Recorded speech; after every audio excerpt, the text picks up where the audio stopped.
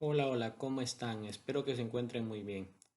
El tema que vamos a analizar hoy es cómo convertir un vector de forma polar a forma rectangular. Para descomponer un vector de forma o para convertir un vector de forma polar a rectangular se requiere un recurso que es lo que se conoce como descomposición rectangular.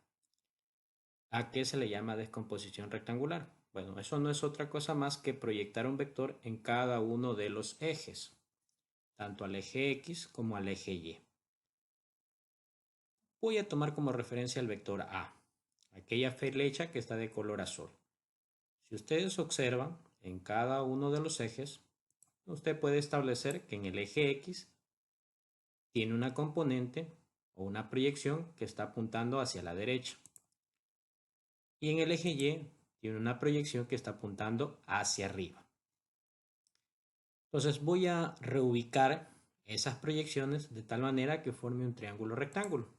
Entonces tengo mi proyección en el eje X hacia la derecha, tengo mi proyección en el eje Y hacia arriba y el vector original que es el vector A, que si se dan cuenta formaría un triángulo rectángulo. El ángulo sigue siendo el mismo. Ahora, ¿cómo obtener cada una de las proyecciones? Para ello es importante hacer uso de la función seno y función coseno. Considerando que el coseno, recuerden que eso se define como cateto adyacente sobre hipotenusa. El cateto adyacente le llamé A sub X porque resulta ser la proyección en ese eje, en el eje X. Y la hipotenusa es la longitud de ese vector, que le llamé A. Entonces tenemos cateto adyacente A sub X, como ya lo mencioné, y la hipotenusa, que es la longitud del vector A. Entonces, si usted despeja eso que está dividiendo, pasa a multiplicar, usted puede concluir que la componente en el eje X o la proyección en dicho eje lo puede obtener multiplicando la longitud del vector por el coseno de ese ángulo. Lo mismo debería ser para obtener la componente o la longitud de dicha proyección en el eje Y. Entonces, considerando ahora que va a hacer uso del seno. ¿Por qué? Recuerden que el seno es cateto opuesto sobre hipotenusa. Entonces, procede de igual manera. Eso que está dividiendo pasa a multiplicar. Y concluiría que A sub Y, el valor de esa proyección en dicho eje, se lo obtiene multiplicando la longitud del vector A por el seno de dicho ángulo. Vamos práctico. Tenemos el siguiente ejemplo, el siguiente vector. Está dado de forma polar. Recuerden que para poder establecer un vector en forma polar, este debe estar compuesto de una longitud y un ángulo. Entonces, si eso lo represento en el plano, bueno, ubico los 30 grados respecto al eje X y trazo una flecha partiendo del origen. Y esa sería mi representación gráfica de dicho vector. Ahora, ¿qué pueden hacer o qué deben hacer a continuación? Ustedes deben proyectar ese vector a cada uno de los ejes. En el eje X tiene una proyección hacia la derecha, en el eje Y tiene una proyección hacia arriba.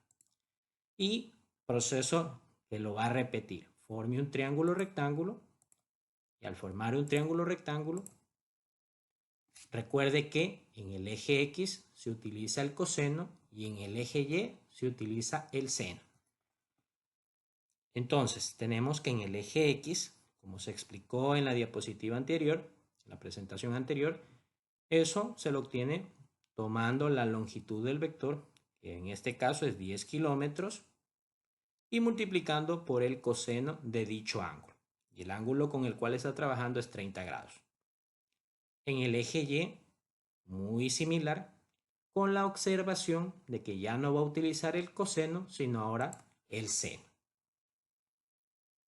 Luego, lo que debe hacer a continuación es reemplazar los valores de dichos ángulos notables, teniendo en cuenta que el coseno de 30 grados es raíz de 3 sobre 2 y el seno de 30 grados, ya ustedes lo conocen por un video anterior, es igual a 1 medio. Entonces, si usted realiza las simplificaciones respectivas, usted debe llegar a la conclusión que en el eje X, la longitud de esa proyección es igual a 5 raíz de 3.